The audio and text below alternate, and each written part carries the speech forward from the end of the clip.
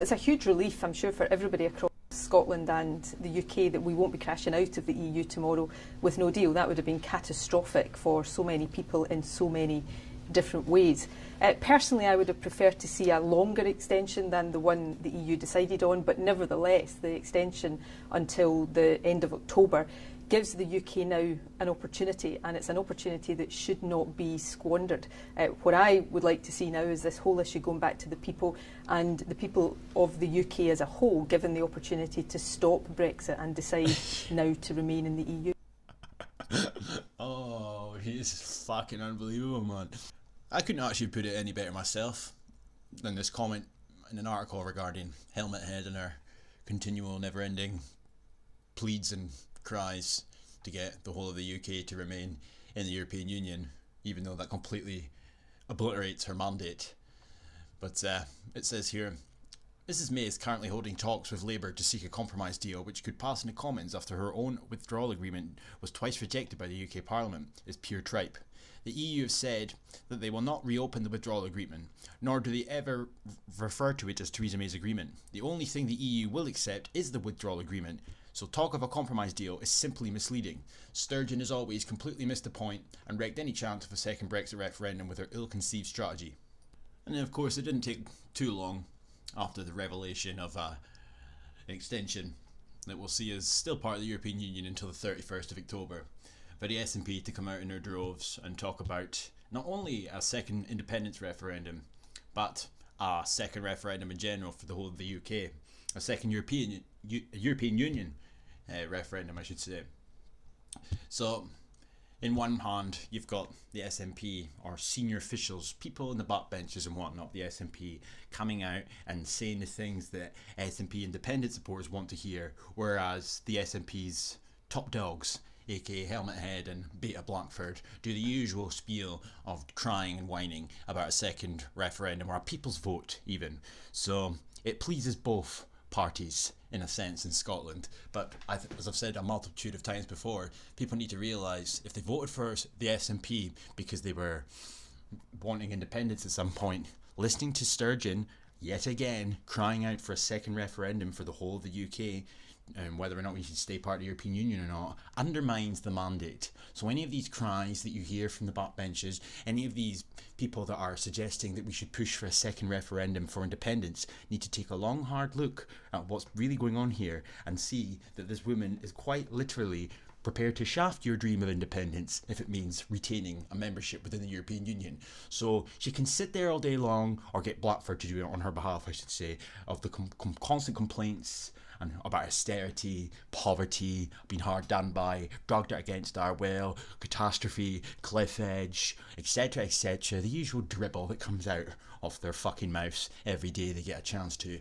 They would be quite prepared to live with that if it meant staying in the European Union, because the European Union is apparently a bastion of all things wonderful, inclusive and progressive. And let's be honest here, the years that are coming before us are going to see a clear change to how the European Union operates, but yet the SNP conveniently seem to leave these things out as they go on this tirade of trying to pretend it's something completely different to what it actually is.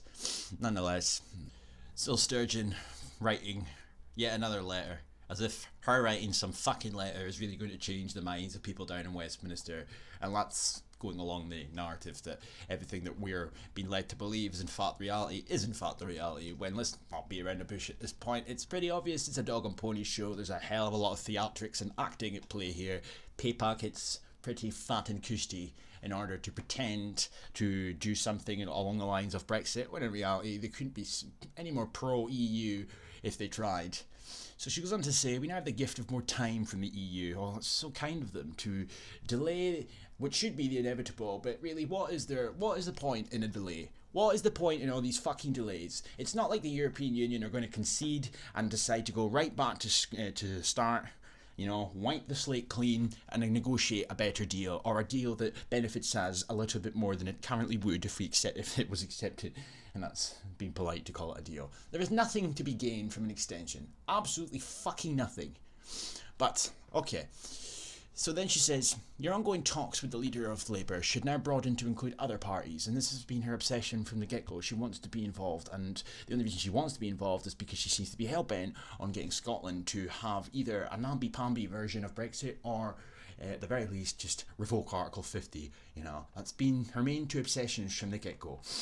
But anyway, the devolved administrations, businesses and civic society to open up the range of options on the table in an effort to reach a genuine consensus. There is nothing that can be renegotiated at this point. It's pretty... The EU have got us hung by the balls. Why would they concede? There is nothing to be... The only negotiation or the only compromise that can come out of all of this is no deal being completely taken off the table and then a second referendum being held on the basis of remaining or staying in the European Union. No, remaining and staying in the European Union, or the shit deal. There is no compromises that could be made that could make that deal any better than it is. Nothing at all, and that's saying a lot considering the deal is absolutely shambolic. If such talks are to stand any chance of success, she must be prepared to recognise in particular that it is essential for Scotland at the very least to stay inside the single market and to continue to benefit from freedom of movement. As I've said before, right? There seems to be a left-wing obsession with open borders or free movement of people, right? So it's very difficult to separate the left-wing obsession from the actual need for immigration, right? I don't trust anything this bitch says for a multitude of reasons. I just do not trust her. I resent her and I resent the SNP for what they have become. But taking all that away, let's just pretend for 1 second that there actually is a need for freedom of movement to continue for Scotland in the result of Brexit or whatever it may be. All this time they have known that they need free movement of people and they need more immigration. All this time they've known that there's a potential crisis on the horizon regarding an ageing population or declining birth rates and so on and so forth. What have they done? What have they done in all the time that they've had to try and solve this problem? What have they done? Have they done anything? Have they tried to incentivise native births? No, they fucking not. Unless you want to refer to a baby box, which is fucking bullshit, right? What else have they done? Have they done more to incentivise European immigration in the time that they've had, while they've had free movement of people to exploit? No, they've not. So it leads me to a question. What the fuck do you think would change now if they were to be granted free movement of people? What do you think would change? Because it's not been Westminster holding back free movement of people from the European Union in all this time that they've had it. Something else must be the clear indication as to why there's not been enough immigration coming over to here in comparison with the rest of the UK. Who knows what the answer to that question is? Who knows if there is an answer? Maybe Scotland's just not as much of an incentive to move over to in comparison to elsewhere. Who knows? But the point remains the same. They have had many a year to solve the problem and they've not been able to do it. So what makes you think they'd be able to solve it now? Mrs May is currently holding talks with Labour to seek a compromise, which is just such shit that we're being led down a garden path to such an extent. It's just really an insult on the IQ. It could be brought back for a third vote after the Easter break. What is the point in these pathetic votes? But Sturgeon says any deal must be put to the people. Of course Sturgeon would say it must be put to the people because that's the new narrative that's being conducted here. Fuck the independence dream that she managed to convince many a people of a few years prior. It's now all about putting it back to the people. Putting what back to the people, though, is where the problem arises. Because you're all hell-bent on removing no deal from the table and then putting it to the people. So it's very nice. So they love to play the caring and compassionate politicians when it suits them. How the fuck has Remain, or the people that voted to Remain in the first place, how are they in a position to dictate how a second referendum would be put to the people? It's unbelievable. The extension provides enough time to do this, and it is essential that no time is lost in making the necessary preparations. The fucking preparations. Nothing is going to change between here and October, unless Theresa May really surprises us all, myself included, and does take us out with no deal, which just removes us from the European Union completely. But that's not going to happen, is it? Absolutely no way is that going to happen. She goes on to say, further and more fundamentally, the Scottish Government considers that any deal agreed by the UK Parliament should be put to another referendum. There is no other deal that's going to be agreed upon. Absolutely no other fucking deal. As I've said, why would the European Union concede? Second of all, they've already said that the only thing that they're going to agree is this withdrawal agreement. And of course they're going to say that. They've got the UK exactly where they want them to be. So it does make Remain look that little bit more incentivising. Hence why you want a second referendum. Hence why you want no deal removed off the table.